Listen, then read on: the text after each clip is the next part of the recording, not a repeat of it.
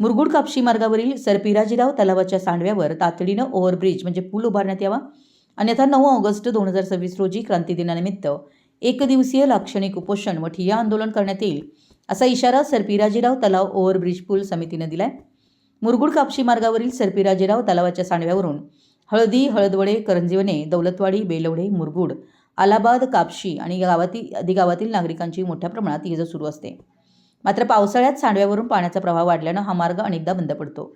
त्यामुळे नागरिक, विद्यार्थी, शासकीय कर्मचारी, व्यापारी तसेच विविध अत्यावश्यक सेवांवर मोठा परिणाम होत असल्याचं समितीने म्हटलंय.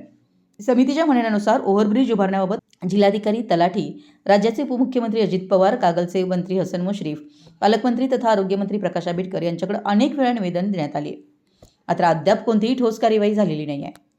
दरम्यान संबंधित रस्ते कंपनीनं सांडव्यावर आवश्यक कामासाठी सुमारे 12 कोटी निधीची मागणी केली होती.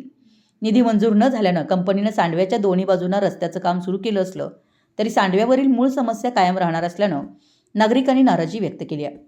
पावसाळ्यात 3 ते 4 महिने सांडव्यावर पाणी असल्यामुळे शालेय विद्यार्थ्यांची गैरसोय, शासकीय कर्मचाऱ्यांचा प्रवास, दूध वाहतूक, व्यापारी व्यवहार, बँक व पोस्ट कार्यालयीन कामकाज तसेच रुग्णवाहिकांच्या वाहतुकीवर परिणाम होतो.